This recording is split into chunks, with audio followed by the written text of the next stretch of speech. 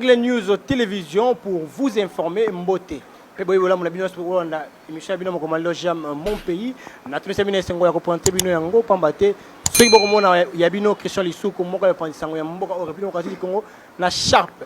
Tu peux na scarf ya République démocratique du Congo donc vous allez les mboka, ça veut dire il y a des choses vraiment intéressantes na mboka na biso au photo lobela mokolo malelo. Pour na mokolo malelo na yambi pona bino mwana mboka maître Joe Kabango azali bongo secrétaire général ya SCOD. Parti cher, il y a bâtonnier Jean-Claude Mouyambou et puis toko décortiquer na ye elongo actualité mboka na biso mingi o ezali ko ningisa pena mboka peli susu arrivé ya bâtonnier Jean-Claude Mouyambou o ezali pour bientôt to yeba nini oyo na ngamba ngo ezali kolengela pe position na bango face ya ba enjeu politique de l'ère directement pe simbote ya mboka ajoka bango mbote na yo mbote belé ndeko nanga Christian. En tout cas ravi de vous accueillir et ravi de travailler toujours avec vous mbote na balandi bango so basili kolandanga na minute oyo to solo la moi muke. Bonne santé. Santé, ça va, en forme, hein. Vous m'avez trouvé tel que vous m'avez trouvé, toujours prêt à servir le pays, prêt à servir la nation. Merci beaucoup maître Joe Kabango. L'actualité oblige pambate mbokezu mo mouvement. Actualité ko eye penda moi siki pour la kotala lenkani mboke eko tambolama. Na nga oyo République démocratique du Congo ezali penza basé plus na forum. Oh, le qui bongo comme telle réforme électorale. Ah, on a République démocratique du Congo et ça m'a qui bongo na Liège. Forum et comme qui na professeur Kabamba. Position na bino au SCOD. Face à forum wana, tu peux face à initiative il y a réforme électorale en République démocratique du Congo pour l'organisation des bonnes élections des jours à venir et Zali Penza Nini. Merci beaucoup pour la question. Basila Kolandangai notamment na Top Congo na Lobela Kibongo déclaration. Il y a AR, donc qui signé par honorable Jean-Bertrand Ewanga, Ouazali, secrétaire exécutif, na meeting de Bongo et Ayemoko, le coordonnateur, Jean-Claude Mouyambo, qui a ça, puisque Sengelito, le téléspectateur, que Jean-Claude Mouyambo, Azali, président de SCOD, coordonnateur en exercice, il y a plateforme Mounene, donc regroupement politique AR, Ouazali, alternance pour la République. Tozali bongo na ba député bongo 9 na kati ya mboka nationaux comme provinciaux. Tozali bongo force vive et puis tozo soutenir le chef de l'État. Alors bongo to sila na sila ko pesa déclaration o ezalaki signé par honorable Wanga. On a lobaki que pona o etali forum ya électoral wana o bandeko wana basili ko organiser. Je vois ici le professeur Bob Kabamba. Au lobby bongo na Liège, université à Liège, hier à Sali bongo CAPAC. Le CAPAC c'est le centre d'appui politologique. Il y a université à Liège. Bazo sala bongo pona ba mekako Afrique Caraïbe, ba mekako tala bongo makambo etali Afrique Caraïbe. Donc biso tozo se retrouver pe na kati Afrique wana ba beti CT na makambo etali réforme ya CENI. Réforme il y a loi organique où ils allaient organiser CENI. Ils allaient bon côté dialogue pour partager le pouvoir nazo énoncé. La position de la PESA qui wana tout ça qui clair.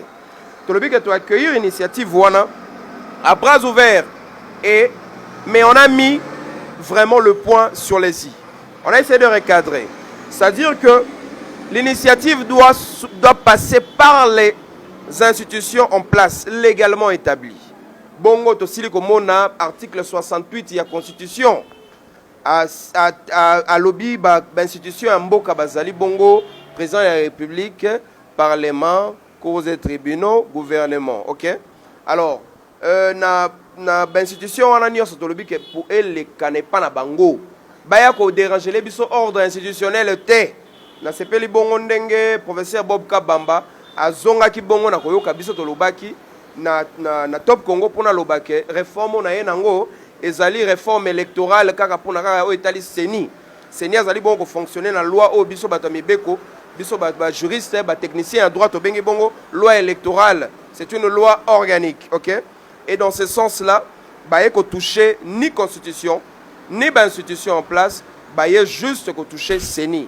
Alors dès lors que ba ko toucher CENI biso to lobi to bolekana ba canon officiel ou bazali bongo institution bazali légalement établi. OK, après les élections, au sortir des élections de 2018, il s'en est sorti un ordre institutionnel qu'on doit respecter par principe de souveraineté régalienne de notre pays et par respect à notre institution, puisque vous le savez très bien que ces dialogues-là, ces forums-là, pardon, est financé par les institutions internationales. Nous voyons ici la communauté internationale. Mon amboka Joe Kabangu, d'autant plus que c'est un point sensible que tu as mon nungu. Mais comme on a initiative, il y a professeur Kabamba et ça colonisama, oh la engebene na démarche, il y a 13 parlementaires, mais nangambo mususu les candidates réforme électorale et que tungisa baninga mususu, to tanga kombo baninga FCC, mais en quoi est-ce que les candidats ne que tungisa bango au moins nini, au moins tes amours et l'homme beaucoup ça pour na ko étouffer bango.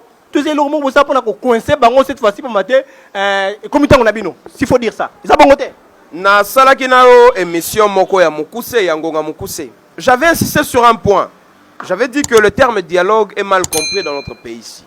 Ce n'est pas sous-entendre par ricochet un partage de pouvoir, un partage de gâteau, mais ceux qui te komagi na mboka oyo na niveau que soto yoki dialogue to kanisi partage à gâteau ezali bongo pona bandeko na biso ya kengakati ya FCC bango ba mesani si peuple que à chaque fois oyo dialogue sengeli bongo est organisé bo solola en palabre africain mes frères.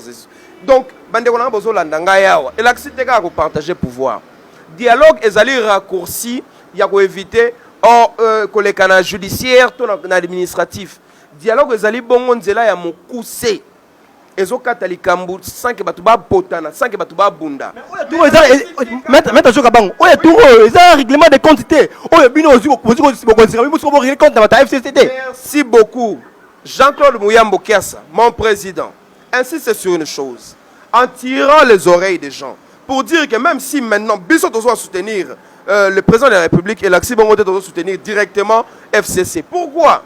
Parce que on a biso wana bachaka toujours bâton dans les roues. Règlement contour la réforme. Et règlement de quantité. Toujours l'accès bango que c'est ni on a d'une façon ou d'une autre. Il faut la réformer. Pourquoi? Puisque la CENI est à la base des chaos électoraux. Nous avons eu 3 précédents cycles électoraux. Regardez la résultante de tous. De chaos. Pourquoi?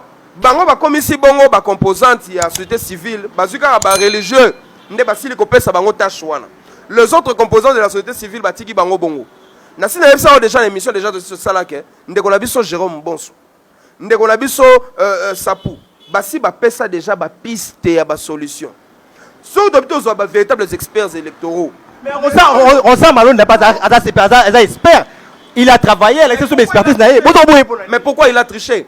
Pourquoi il est allé se faire passer pour un kimbangiste alors qu'il ne l'est pas? C'était plus pour qu'il ait le bénéfice ou le parrainage ou la bénédiction. Donc, la FCC la réforme au calme.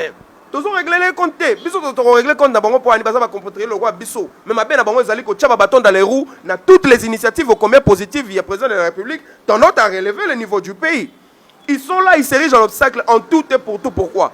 Puisqu'ils ne sont pas en train de poser des actes pour le bénéfice du peuple congolais, mais ils sont en train de poser des actes pour le bénéfice de leurs immeubles qu'ils construisent, de leurs sommes d'argent, de paradis fiscaux, et que sais-je encore, de comptes offshore. Finalement, ça serait quand qu'ils vont travailler pour le pays?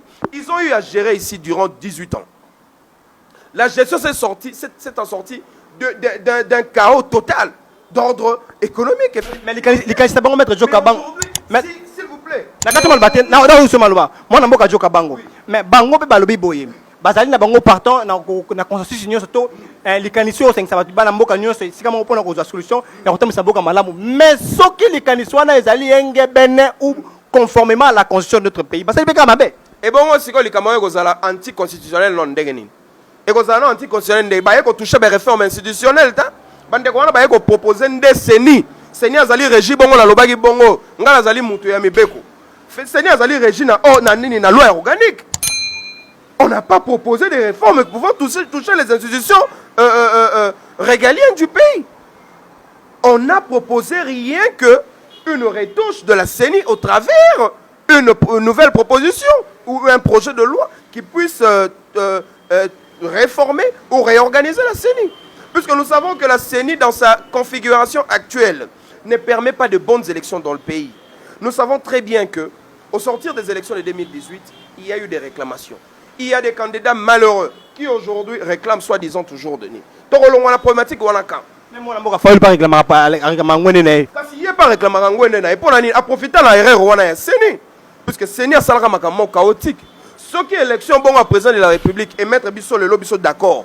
Biso to yebi que président Azali actuel Azali issu il y a volonté à peuple, volonté populaire, vox dei vox populi. Mais ce qui oyo est taliba député, ba ozalaka nommé.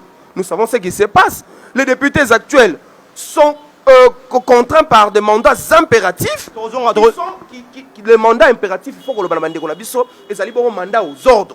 Oh, ils ont payé ça, mais la banque mitindo, basa la makambo base na bango et singité, nation et singité, peuple et singité. Mais bon, ils ont salé makana niveau ya roi na bango na niveau ya kingakati. Oh, ils ont payé ça la bango mitindo. Mikolona moi, basali bango majorité mécanique, basali wana libre d'idées, d'esprit, d'opinion. Ils sont en train d'exercer les lois, de voter des lois, de bloquer des lois et consorts et tout ça par rapport à leur ligne directive de parti ou de la plateforme. Il faut dénoncer. Réforme électorale. S'il faut passer un message à la population, on a vu de partout, aux États-Unis, na Belgique, na Burundi, na Ouganda, ba Congolais, ba Congomani boza partout, on a vu pour ça on a polé. On a besoin de tekara matembe na kindele na macho, ba ko mona polé na likambo wana. Message nous ko la population na Otali bongo réforme électorale wana et puis na ba politique que vous êtes, nous ne voyons pas au bas de la partage ya gâteau après réforme électorale. Na maman ko c'est pour les canasiers, on a deuxième point émission na biso. Partage ya gâteau ko salé maraté na réforme électorale. Initiative yande ko na biso Bob Kabamba venant de la Belgique. Initiative ya bakobo été ezali bongo initiative ya batuma bazoya ko imposer volonté la bango té ba ko respecter ordre institutionnel basi ba garantir biso basi ba communiquer quant à ceux bande ko na biso ba kende le 24 août ba kutani pe na résultante wana mais maintenant ba o bazo kanisa qui y aura partage de gâteau. Nous ne sommes plus à ces heures la barbare de l'antiquité. Maintenant ce qu'il faut faire c'est d'avancer. On avance avec un président élu qui travaille légalement établi avec un gouvernement vigilance. Puisque nous savons très bien que tous ces prophètes de malheur, des apprentis sorciers qui viennent de profiter des petites altercations entre les peuples congolais, c'est pour leurs intérêts en fin de compte. Par contre, partout, qui ne paye moto, tout le monde qui paye la bilili, la télévision, la place,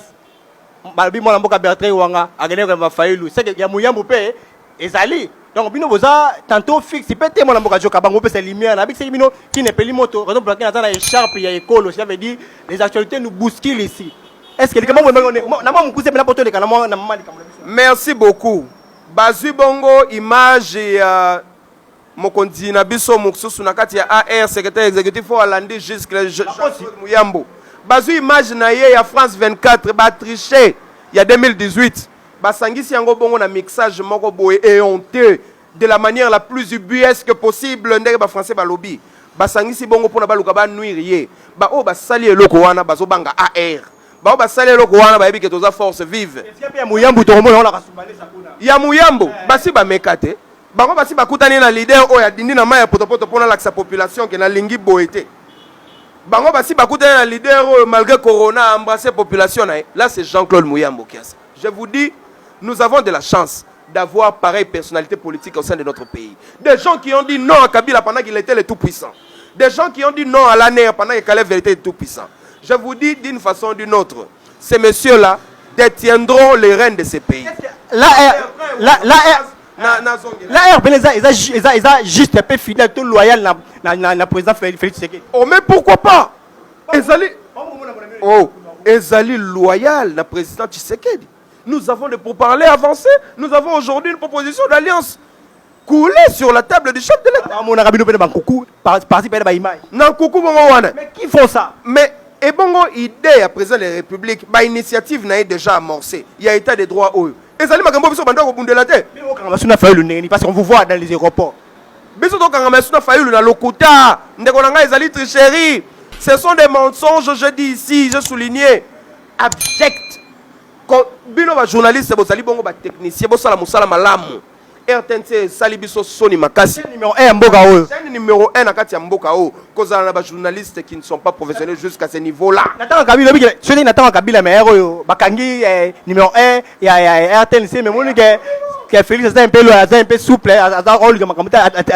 absolument. Héros ezalaki déjà bongo basi ba limusio soki na kachoni na aner soki pe ya kota kin mazière. Mais sikoyo bon, tolobi na de manière démocratique hein. Président Ewanga Keiko sala communiqué kuna lobby na RTNC abendi ba mato sur place et puis les kani bongo de manière bana ba bongisi likambo na kati ya mboka. Mais na kati na mboka oto ebaki ndeko lobby wana na tango ndeko Kabila. Et si héros batumisu basi ba lali déjà na ebité so wapi. Merci beaucoup Mboka Joka Bangu. Abonnez-vous massivement sur Aigle News télévision pour avoir des informations fiables à temps réel. En Mboka Biso démocratique du Congo Pambati tout ça on a pour na ko servir bino. Kasimo Mboka Joka Bangu deuxième point na biso ya mon émission Zali Bongo arrivé ya bâtonnier Jean-Claude Muyambu le nkani parti SCO déjà ko lengela yango Pambati akoya akokuta pe makambu a na Kinshasa o tali réforme électorale position na pe ko za ndengeni. D'abord n'engeni besoin de l'avenir naie et puis on peut savoir position ya Scott na mikoza ko ya e ko za ndengeni na ambition. Le bâtonnier Jean-Claude Muyambo Kiassa s'est retrouvé confiné au niveau de Lubumbashi au Katanga. Sa base naturelle puisque d'aucuns d'entre nous a ou aurait ou devrait avoir sa base naturelle, ce qui est le cas pour le bâtonnier Muyambo. Alors dès lors qu'il était confiné là-bas, il a suivi de manière de près de près tout ce que nous étions en train de réaliser ici en RDC. À Kinshasa, pardon, au niveau de la, de la métropole de ville, Kinshasa. Alors, dès lors, le bâtonnier Muyambo s'inquiétant, abandonne la ouverture et des confinements. Bah, déconfiné, bâtonnier Muyambo a à Zoya. Mais bâtonnier Muyambo à Zoya, il sous une dégâts à na karaté. Tout bâtonnier Muyambo à Zoya, à l'obé nanga, l'obé secrétaire général souligné en gros, maître Joe, en grande pompe. Ils sont tangi bongo qui est là site. Terme en grande pompe wana. Ezali bongo vraiment fanfare ndeko beta. Oh. Donc to ba non Skoda azali ko ilenge la pena lenge longo bani boye ya président na ye. Mais c'est kita. Oh donc Skoda zoyamba président na ye de la manière idoine. C'est-à-dire le rang de Jean-Claude Muyambo qui a ça dans ces pays-ci, avec sa lutte, avec ses 4 ans injustement arrêtés. Je suis en train de m'adresser à toi là, qui est patriote, qui connaît le combat du bâtonnier Jean-Claude Muyambo. Alors dès lors, Tolobi Bongo, Tokoyambaye de la manière qui se doit. Depuis l'aéroport jusqu'à chez lui, à ma campagne, tout le monde connaît son adresse. Là où il a été injustement arrêté par les sbires de l'ANR, hein, pieds nus, humilié, il pensait. Aujourd'hui, voilà, Jean-Claude Muyambo qui est dans les diapasons des grandes personnalités de la RDC. Et dès lors, tu réservé l'accueillement au combien chaleureux. Non, pas seulement pour la SCO de mon parti, que voilà le drapeau, mais pour aussi la plateforme AR, qui est une méga plateforme qui comporte des députés, des grandes envergures, des grands noms, que je ne voudrais pas citer ici pour une raison d'ordre publicitaire, mais de la manière la plus idoine. Moi, Mboka Joka Bango, merci beaucoup pour l'invitation déjà en direct. Mais Baimboka, politique en Mboka, on paie des prêts, va déplorer la manière faire. Il y a bâtonnier Jean-Claude Muyambo. Babi abundaka musika, abundaka kuna na Okatanga, abundaka na ndaku, abundaka na poto. Est-ce que vous rassurez na Baimboka que cette fois-ci les bâtonniers Jean-Claude Muyambo c'est la mission politique paye sur terrain paye na Kinshasa pas vivre paye parce que la SCOD est là qui bâtonnier sur Bayebi. Tout le monde a boyi nabino, c'est aussi une manière de vous féliciter. Tout le monde SCOD comme la moka. Est-ce que cette fois-ci SCOD est quitter le sous tu es mati pena pour komata po batu balemi pe politique ya bona mboka bâtonnier Jean-Claude Muyambo ya ko politique ya musika kuna na ndaku na ye na Okatanga. Au barreau, j'ai toujours appris que nul ne plaide par procureur. Na weko bongo stratégie nyonso bâtonnier Muyambo qui a sa salate. Mais na yebi bongo en tant que collaborateur na principal. Que le bâtonnier cette fois-ci venant ici à la ville de Kinshasa et kozalaka pour na kaka APT. Au-delà ya okutu yozoloba, il va bongo circuler toute l'étendue de la RDC. On va circuler au nom de la SCOD, de l'AR et de tous les partis affiliés à l'AR. Na pesio bongo kangada to ya lelo. Toko tambola toko redynamiser la base d'abison. Na minute wana boko mona que il ne fait pas sa lutte seulement au niveau de Lubumbashi, mais que sa lutte est nationale. Et il est un président d'envergure nationale ici dans ces pays-ci. Je vais vous donner un exemple clé. allez-y prendre certains caciques là qui bloquent l'action du président de la République. Bazali vraiment porté au sommet, hein, il y a une institution. Comparez Bango en termes de popularité avec Jean-Claude Muyambo Kiassa. Au fond de toi, tu es un journaliste. Tu es un professionnel de la presse. Et dès lors, compare et vois.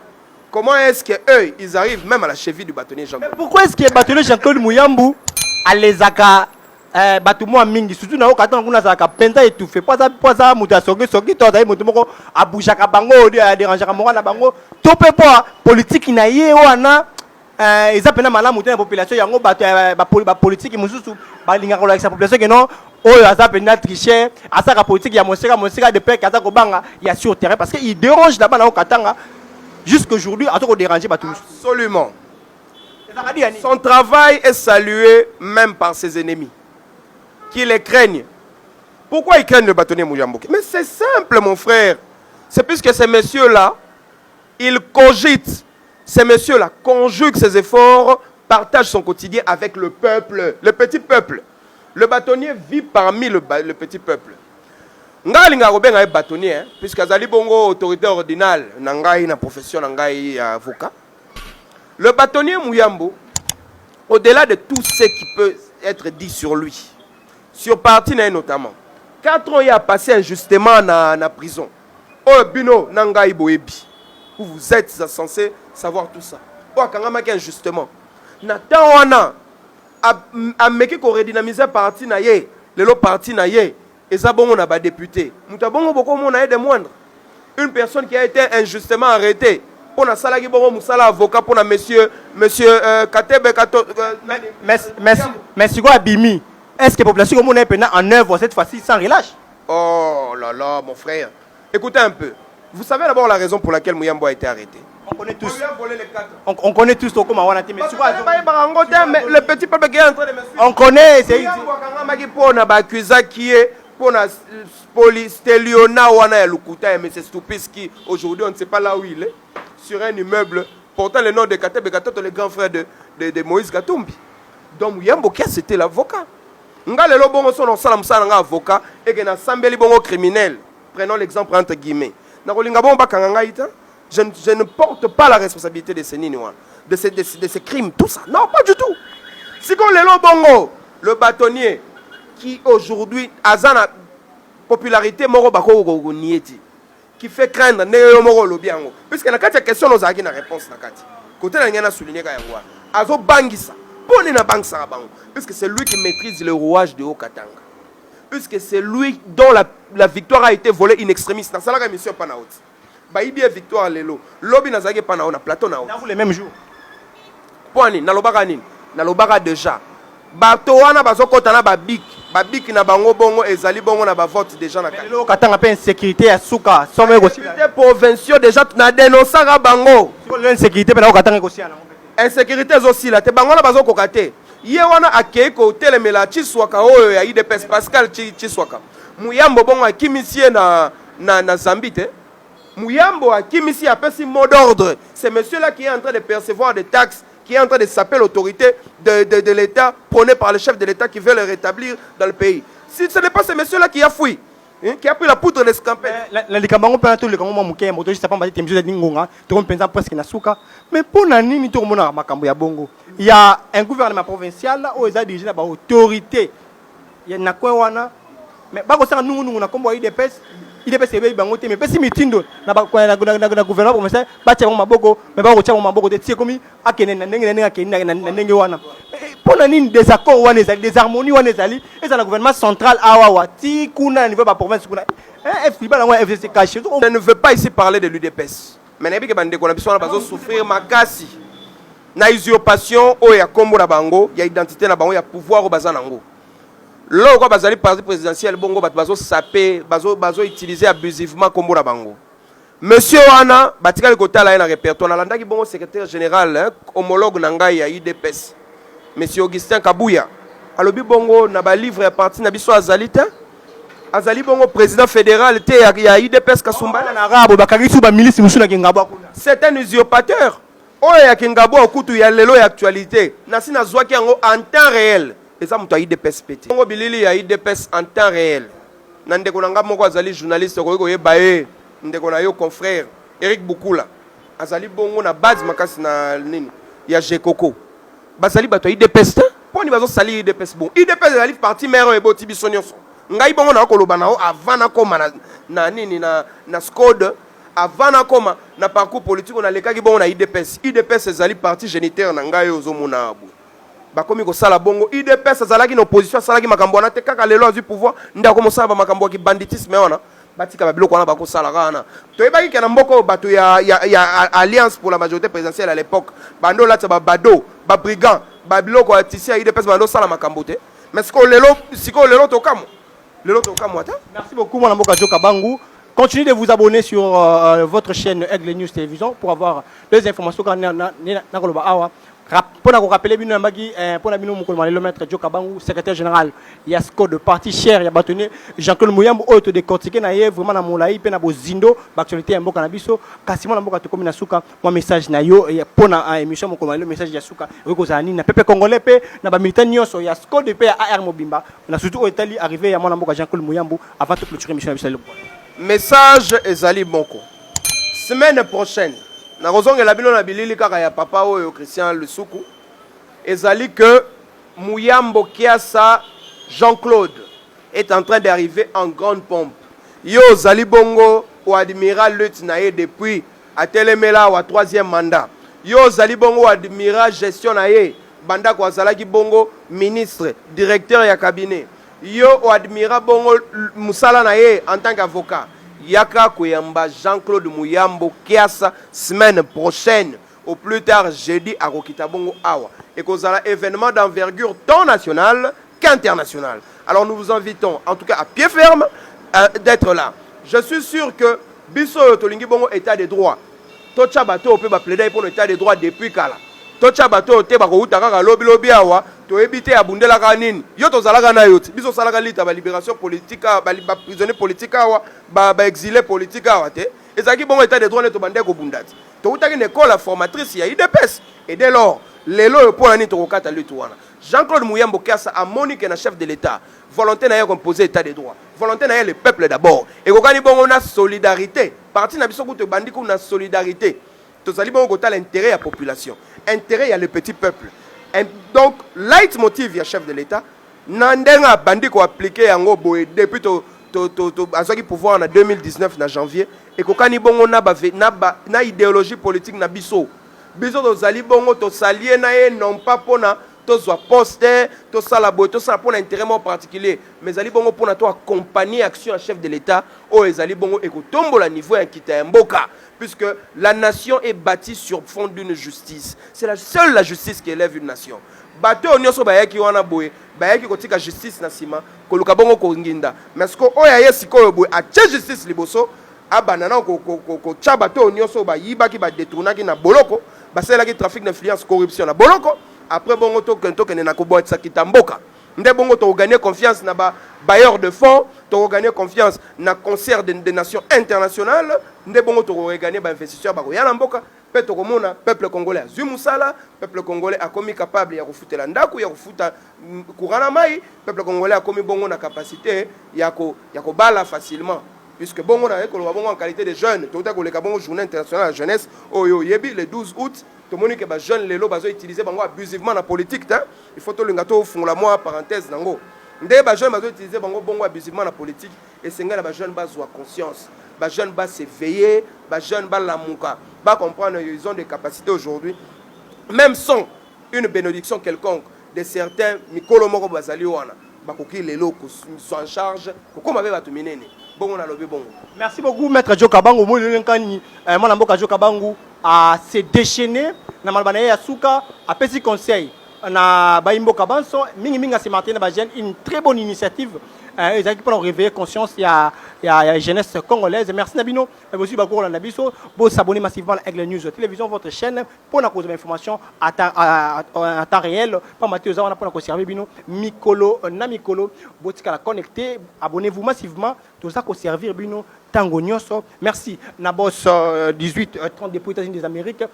pas il va pas juste bako na biso nous allons to sala mosala émission oyo mokolo malelo j'aime mon pays exactement réalisé et pas yamana mboka trésor Kayembe oyo simbi penza atie maboko na masini pona ko arranger une émission ba qualité malonga image c'est maman ki bongo na Daniel oyo azali bongo musali na bino alaki assisté na Freddy Ikotama et puis musique coordonnée par Ginel Peso bienvenue Zatuna pe a monter ba image oyo merci et bien aujourd'hui bako na biso botika malamu kimé nzambe umela o mabota bino merci de partout pour na biso botika malamu merci mingi na maître Joka Bango merci beaucoup ndekonanga Christian tokutani bongo semaine prochaine to yamba Jean-Claude Muyambo kiasa ndenge sengeli.